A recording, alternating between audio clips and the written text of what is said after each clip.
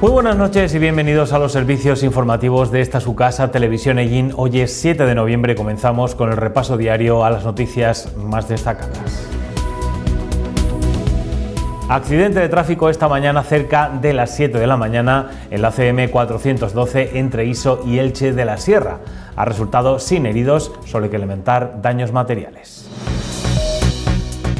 El Partido Popular de Ellín rechaza las acusaciones del Partido Socialista de inacción y subida de impuestos y les culpa a su vez de los incrementos fiscales y la falta de inversiones regionales en la ciudad. Desde la Oficina de Información al Consumidor, la OMIC de Ellín, aumentan las reclamaciones de telefonía móvil, seguros o compra online y preocupa sobre todo la venta a domicilio. El presidente de Castilla-La Mancha emplaza al Gobierno central a que aplique las reglas de explotación del trasvase antes del mes de diciembre o solicitará ejecutar las sentencias. Ellín acogerá la final provincial de cross en edad escolar el próximo 16 de noviembre. Es la tercera vez consecutiva que Ellín acoge esta final en la que esperan sobre 500 atletas.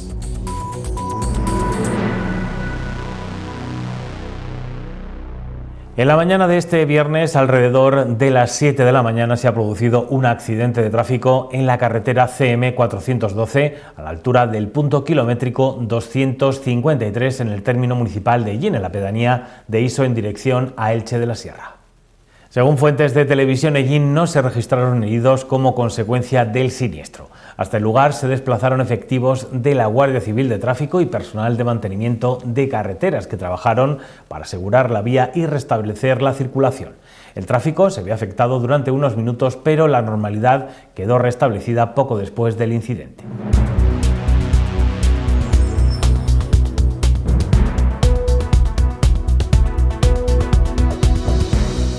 El Partido Popular de Ellín responde a las acusaciones del secretario de Organización del Partido Socialista de Castilla-La Mancha, Sergio Gutiérrez, de inacción y de ser el lugar donde más han subido los impuestos.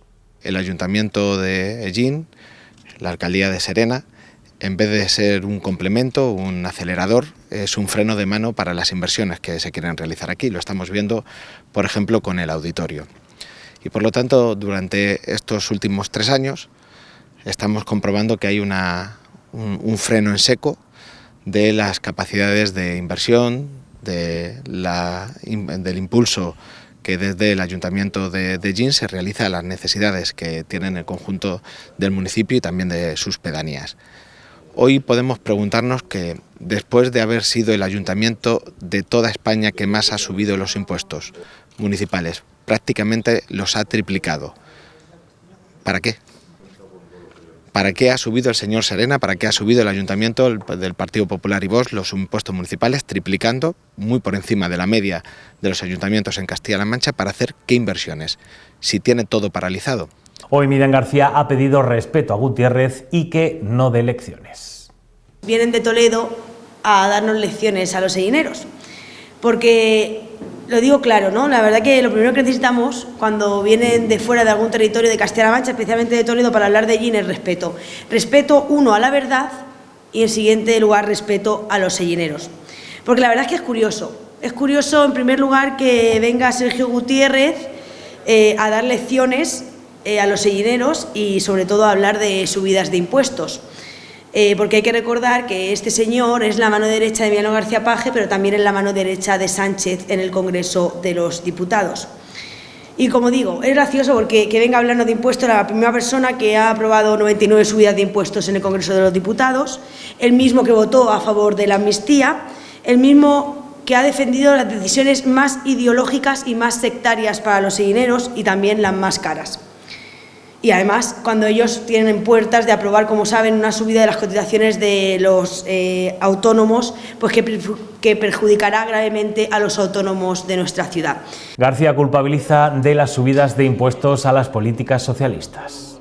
Mienten deliberadamente, porque claro, esta tasa de subidas que esta tasa de basuras que, como sabéis, aprobamos en el pleno del mes pasado, es consecuencia de una ley, la ley 7/2022, esa misma ley que el señor Gutiérrez con la mano derecha de Emiliano García Paje y del señor Sánchez, aprobó en el Congreso de los Diputados. O sea, la subida a la bota en Madrid la tenemos que llevar nosotros a cabo en este ayuntamiento por lógica y por sentido común, y ahora también pues viene a darnos lecciones que, se lo digo claro, no se las vamos a permitir del Partido Popular y tampoco como Llinera. Porque, claro, vosotros estáis escuchando y diréis, ¿es el mundo al revés? No, no es el mundo al revés, es el mundo socialista. Yo tengo que decir alto y claro que las únicas subidas de impuestos que están pagando los vecinos de Llín no las ha decidido el ayuntamiento, las ha decidido Emiliano García Paje y el señor Pedro Sánchez, es decir, el Partido Socialista. Los populares enumeran los proyectos paralizados en la ciudad. Pero es que encima tienen la jeta, porque es que hay que tener jeta, de hablar de proyectos paralizados en Ellín. ¿Y dónde ha estado el PSOE y Paje estos 2 años? No estos 2 años del gobierno de Manuel Serena, los 8 años restantes del Partido Socialista. ¿Dónde está, por ejemplo, el centro de hemodiálisis que reclama el Hospital de Ellín? ¿Dónde está, por ejemplo, el dinero para financiar el auditorio tan necesario en una ciudad de 30.000 habitantes? Somos la única ciudad de Castilla-La Mancha con más de 30.000 habitantes que no tiene un auditorio que merece. ¿Por qué no tenemos que pagar los dineros cuando en otras ciudades la está pagando la Junta? ¿Dónde está el centro de formación profesional, que tanto prometieron en campaña electoral y que parece que se les ha olvidado? O sea, hay que tener jeta para venir a hablar de proyectos paralizados a Ellín por parte del gobierno de Emiliano García Paje y del señor Gutiérrez. Nos hablaban de obras paralizadas, pero claro, esto de hablar de las obras paralizadas en Ellín sin explicar el porqué, pues da lugar a que la gente tenga algún equívoco en cuanto a esta cuestión. Primero, la Avenida de la Libertad, la obra de la Avenida de la Libertad ya se paralizó en el mandato anterior. Cuando nosotros llegamos al gobierno ya estaba paralizada. Pero es más, hubo que aprobar un modificado de más de 800.000 euros, y vuelvo a repetir, 800.000 euros, para poder pagar y terminar en condiciones lo que había hecho ya.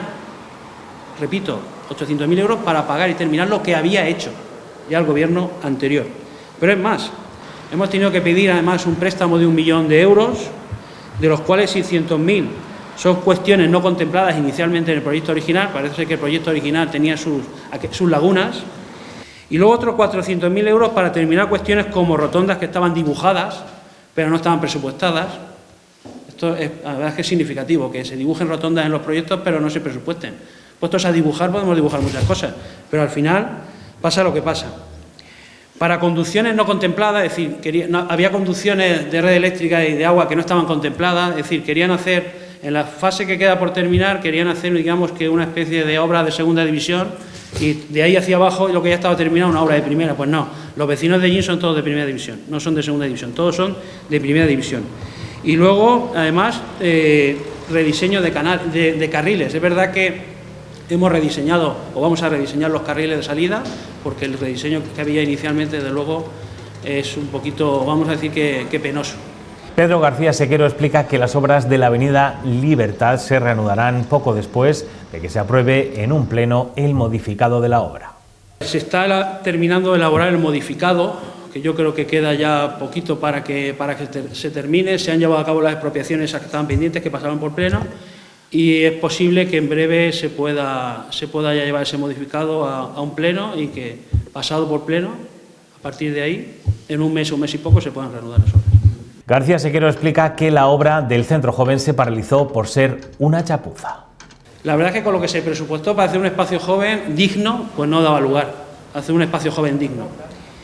Y para hacer una chapuza, pues mejor es replanteárselo de nuevo y hacer algo acorde a lo que demandan los jóvenes de Ellín, y a lo que necesitan los jóvenes de Ellín, y a lo que además demandan, insisten y aplican los técnicos de juventud, que al final son los que también tienen que decidir en qué condiciones se tiene que abrir un centro, un espacio joven, para que los jóvenes puedan disfrutar de él.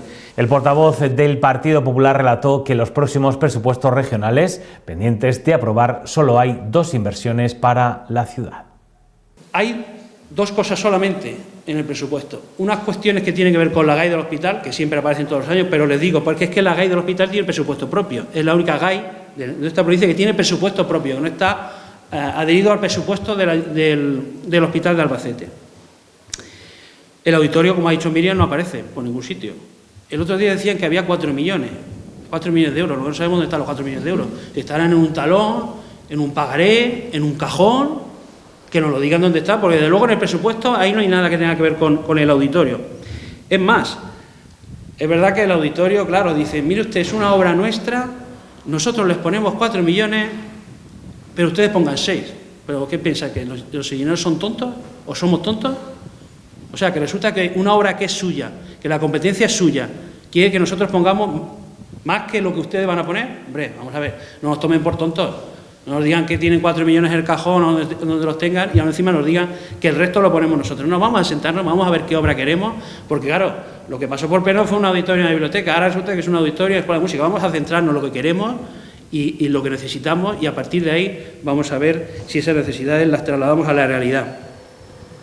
La carretera de Agramó, Cancarija-Agramó, eso sí que aparece en el presupuesto, pero hay que recordar que ya aparecía en el presupuesto y se paró. Esa obra se paró. ¿Por qué? Pues porque en un inicio había 1.700.000 euros, había que hacer muchas expropiaciones, por lo visto pensaron, vamos a parar esto, que esto se nos va a ir de las manos. Miriam García reprocha al presidente regional no haberse reunido con el alcalde de Ellín después de varias solicitudes. Invito al señor Paje que reciba por una vez al alcalde de Ellín, una de las ciudades más grandes de Castilla-La Mancha, que hemos pedido muchas solicitudes de reunión y todavía pues el señor Emiliano García Paje no ve necesario recibir al alcalde de Ellín, un pueblo de 30.000 habitantes de su región.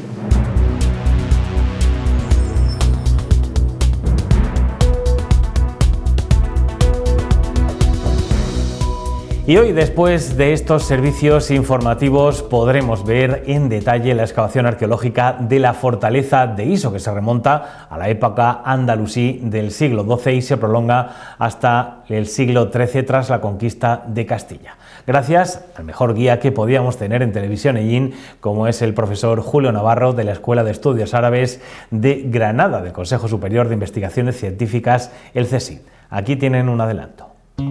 Nos encontramos en la fortaleza de Iso con el investigador Julio Navarro de la Escuela de Estudios Árabes, que continuamos la campaña de excavación de este año. Julio, cuéntanos, ¿cuáles son los objetivos que os planteáis? Bueno, estamos en la tercera campaña de excavaciones, aunque realmente es la cuarta campaña, porque creo que en 2019, creo que fue esa fecha, hicimos la primera intervención, que fue de documentación de todo el barrio de la fortaleza.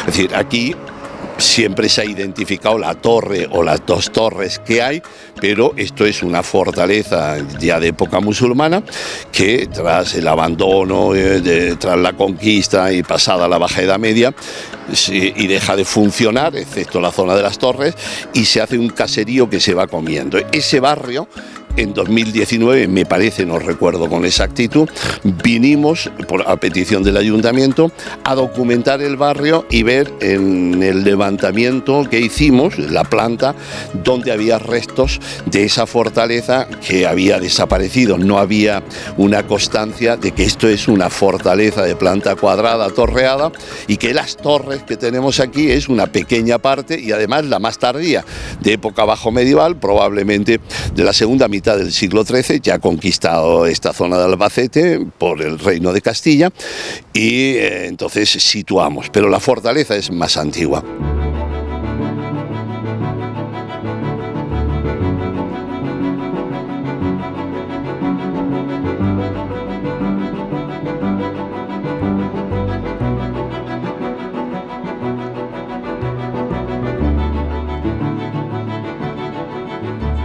La excavación lo que está permitiendo es identificar espacios que por sus formas y por acabados nos hablan de funciones.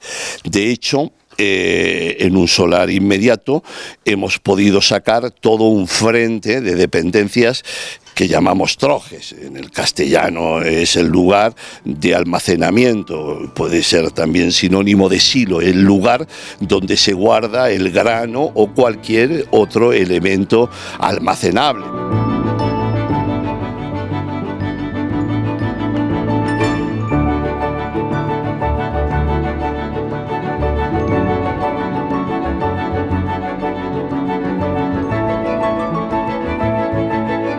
Estamos en uno de los ángulos de esta fortaleza, definido por la muralla que se puede ver ahí, perfectamente conservada de mampostería, por donde tenemos los andadores metálicos, que los colocamos para no estropear la estructura y poder circular, y aquí tenemos una torre hexagonal de ángulo, y de nuevo la muralla la tenemos ahí en planta y en alzado, que estos son los restos tanto de uno de los forros medievales de la muralla como los restos que quedan de la torre hexagonal. Este sería lo que es el perímetro de esta fortaleza sobre la Muela, que queda a varios metros por encima de la calle perimetral o de la plaza de la iglesia.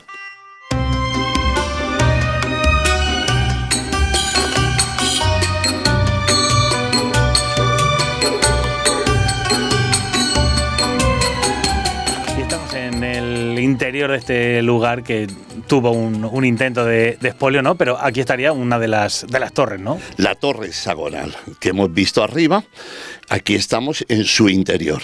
Y lo más interesante de esto, bueno, además de todos los aspectos que nos hablan de las técnicas, materiales constructivos, de los procesos constructivos de la fortaleza medieval, hay un elemento anecdótico que sé que le atrae mucho al público, que es lo que parece ser un intento de, una búsqueda de tesoros.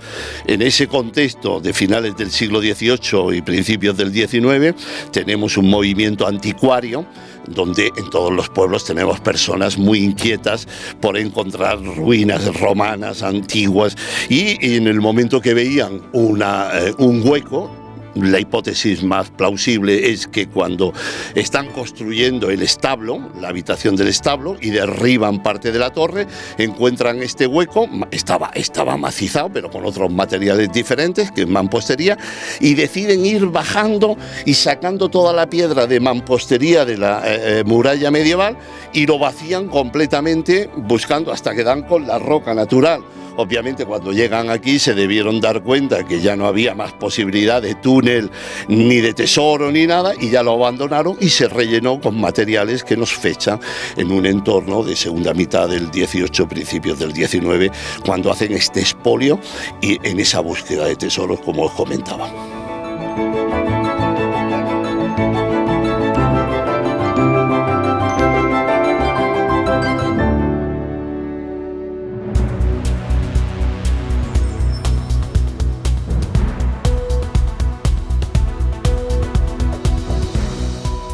Y en la Oficina de Información al Consumidor, la OMIC de Ellín, dice que la mayoría de las reclamaciones que tienen es de telefonía móvil, seguros o compra online. La telefonía móvil es de las que más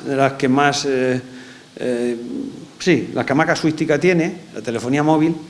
Luego el tema de seguros también hay bastantes reclamaciones con el tema de seguros.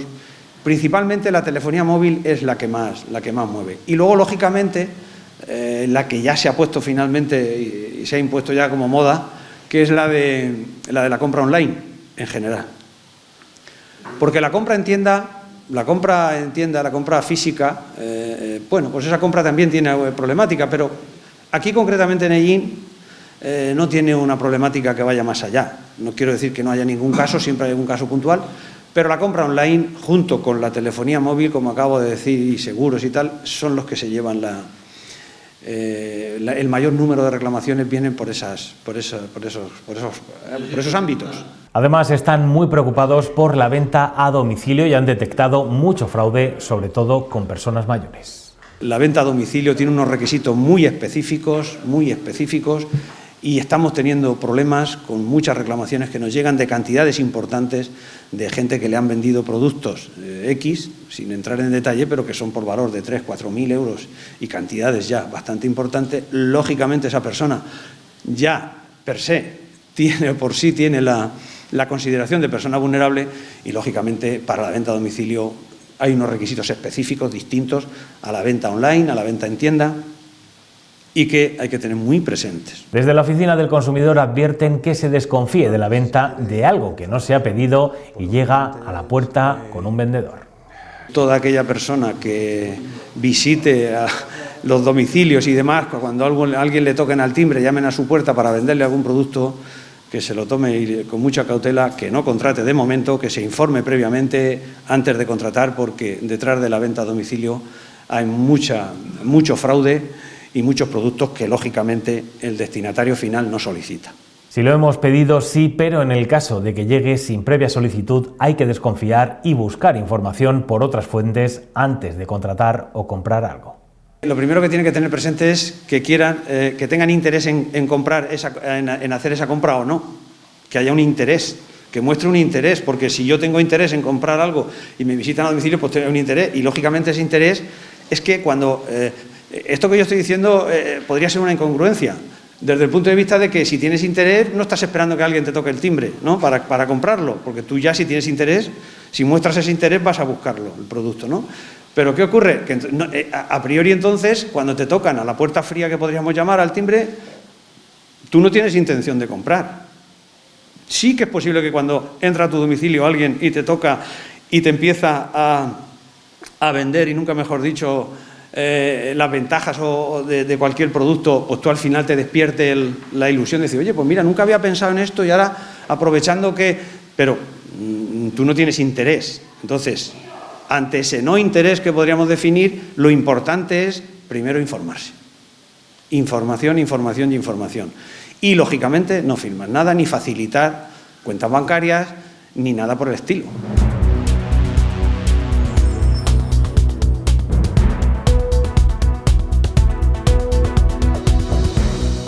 El presidente de Castilla-La Mancha, Emiliano García Paje, emplaza al Gobierno central a que aplique las reglas de explotación del trasvase antes del mes de diciembre.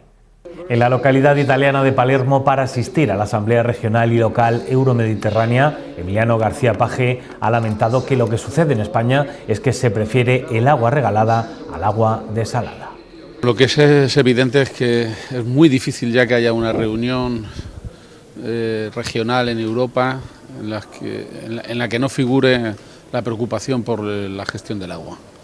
El agua está cada día más presente y su gestión, las dificultades, están más presentes en los debates europeos.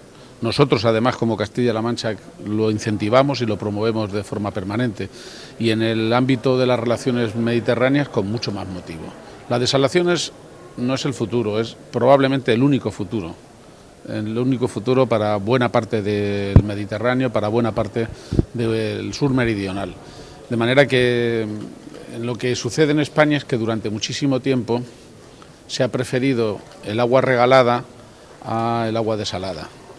Se ha preferido multiplicar por 10 las expectativas de un agua escasísima como es la del Tajo y renunciar al agua desalada, que además se ha pagado con fondos europeos por cientos de millones de euros. Ha habido una determinación política clarísima de pan para hoy, hambre para mañana. Vamos a esquilmar todo lo que se pueda las aguas naturales, despreciando lo que es, sin duda de ningún tipo, el agua de futuro. El jefe del Ejecutivo Regional cree que si España pone en funcionamiento las desaladoras, pagadas con fondos públicos, no habría escasez ni necesidad de trasvases. Y creo que poco a poco se va imponiendo un relato claro en Europa y una consigna clara en Europa, y es la del no a los trasvases. La del uso razonable del agua, el uso proporcionado del agua y, por supuesto, el deber moral que tenemos de utilizar toda la tecnología a nuestro alcance. La tecnología hoy más avanzada es la tecnología de desalación. España, simplemente con que tuviera todas sus desaladoras en funcionamiento, harían innecesario el trasvase en su conjunto y seguramente otros 3 trasvases que hubiera como el del Tajo. De manera que tenemos suficiente capacidad desaladora instalada como para no tener que necesitarlo. ¿Por qué no se hace? Obviamente, porque es mejor contar con un agua regalada. El Gobierno de Castilla-La Mancha da plazo hasta las Navidades para que se cumplan las reglas de explotación del trasvase. El presidente quiere mantener una reunión con la ministra. Y quiero verme con ella, pero independientemente de que tengan o no prisa en el Ministerio, nosotros vamos a seguir nuestro camino. Me consta que están trabajando con con los documentos técnicos, que han solicitado al Levante español también aportaciones y participación. Espero que la puedan hacer desde el punto de vista técnico y científico, no político. Nosotros hemos presentado un documento técnico, científico, yo creo que inapelable, sobre todo para empujar y animar. Y si realmente siguen mirando para otro lado o siguen ganándole tiempo al tiempo, nosotros ejerceremos acciones. Nos hemos dado de plazo precisamente de aquí a Navidades para intentar por las buenas, y si no tendremos que acudir a la ejecución de sentencias, pero ya con exigencia de responsabilidades. En esta reunión se va a trabajar para ampliar los apoyos en contra de la propuesta de recorte de la Comisión Europea de la PAC. Este es un foro en el que se van a tomar decisiones incluso de ampliación de los miembros y de la hoja de ruta de lo que va a ser todas las negociaciones a lo largo del mandato de esta Comisión Europea. Y por supuesto, a lo largo del mandato, un tema central, capital, va a ser el frente que estamos consiguiendo entre toda la Europa del Sur, la Europa mediterránea, no solo Europa del Sur, pero francamente toda la Europa mediterránea, para defender la PAC, para defender la cohesión alimentaria, la soberanía alimentaria del país, de esa que nos acordábamos con el COVID y de la que nos hemos acordado cuando hemos tenido problemas con Ucrania. De manera que lo que está pasando en la Comisión Europea es, desde mi punto de vista, inexplicable. Si un mensaje claro salió de las urnas en las últimas elecciones europeas es precisamente consolidar y apuntalar las estrategias a favor del campo, incluso ponderar y proporcionar mejor los ritmos de la transición hacia la sostenibilidad, ¿no? De manera que nos resulta absolutamente paradójico, y la defensa europea no justifica que nos quedemos indefensos en materia alimentaria, no lo justifica.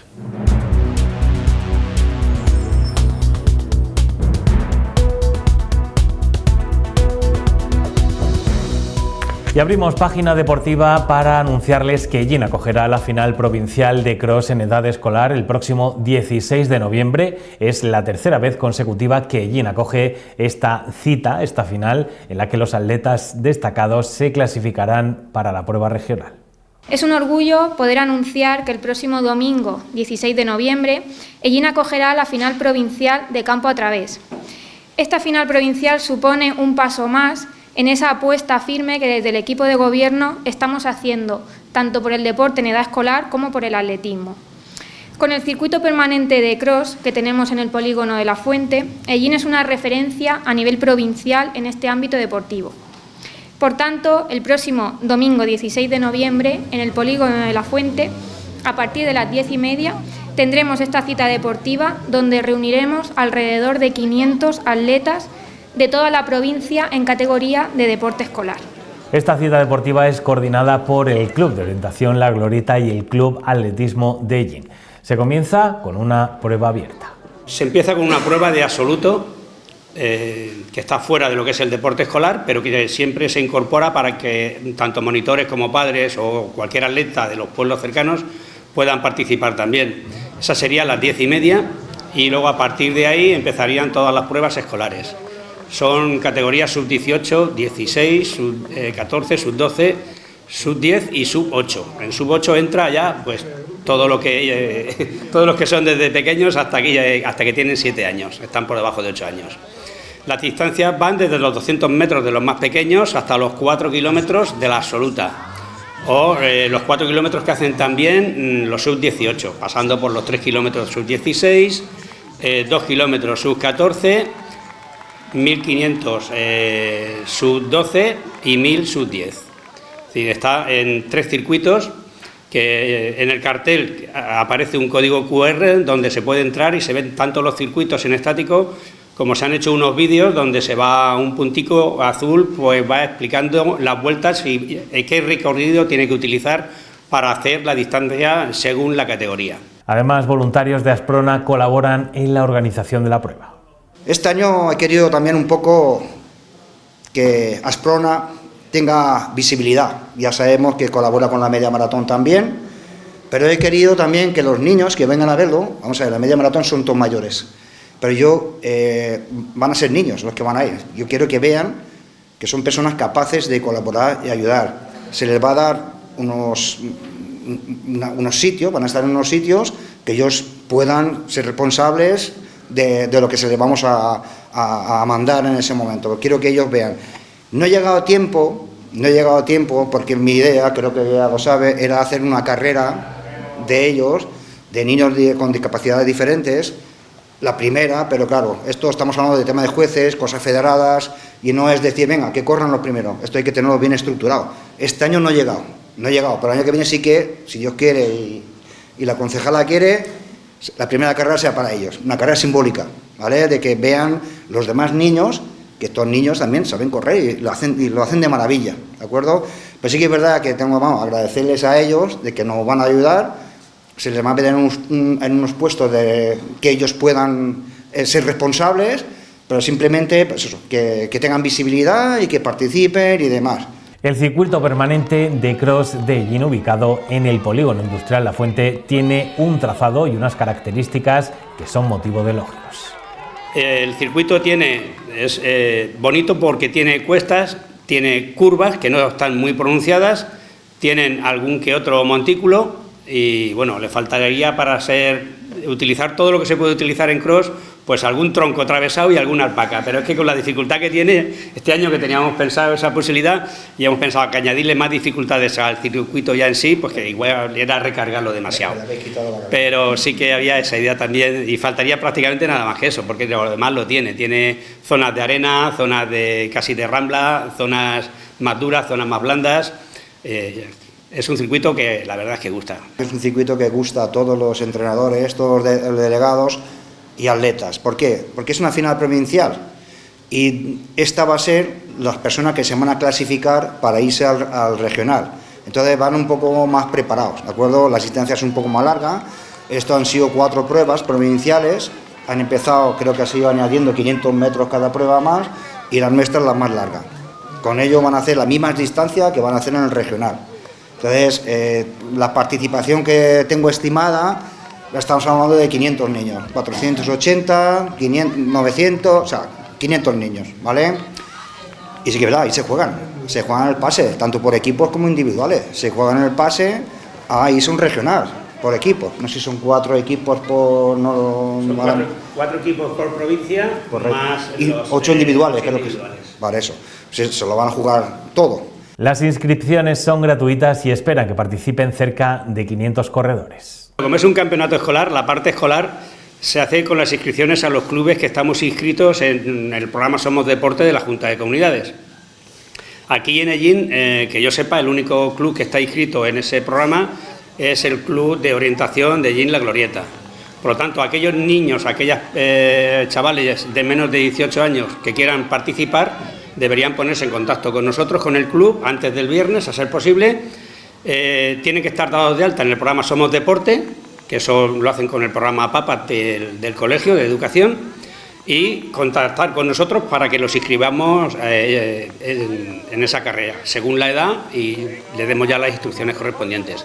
Y para los absolutos se pueden inscribir de cualquier manera, podrían llamar a Diputación o a otro sitio, pero bueno, ya que hacemos nosotros las de los chavales, pues estamos también dispuestos a hacer las de los adultos. Vamos a hacer, hoy se va a lanzar un enlace en las redes sociales, sobre todo en lo del Club Atletismo Ellín y en el nuestro, y donde va a haber un enlace a un formulario para aquel que se quiera apuntar a la absoluta. Seguimos trabajando para que Ellín sea un referente deportivo, que cuente con instalaciones mejoradas y nuevas y con eventos de primer nivel. Animo, por tanto, a toda la ciudadanía ellinera a que se acerque y que vea este evento deportivo el próximo domingo 16 de noviembre en el polígono de La Fuente.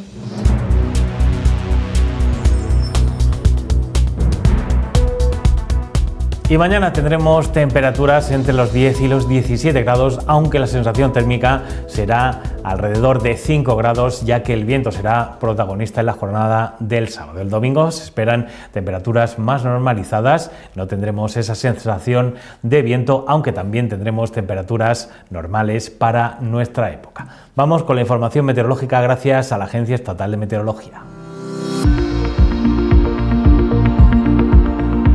Buenas noches, ¿qué tal? Mañana sábado en la provincia de Albacete tendremos el cielo cubierto y esperamos lluvias, chubascos y tormentas ocasionales que irán cesando por la mañana, disminuyendo el cielo a poco nuboso por la tarde. Las temperaturas diurnas tenderán a bajar en general, quedándose las máximas en los 17 grados en Tobarra y Albatana, 16 en Hellín y Ontur, 15 en Fuente Álamo y 14 en Albacete. Por otro lado, soplará viento flojo a moderado de la componente oeste, girando durante las horas centrales a noroeste con intervalos fuertes y con rachas muy fuertes en la zona de Hellín y Almansa. Es una información de AEMET.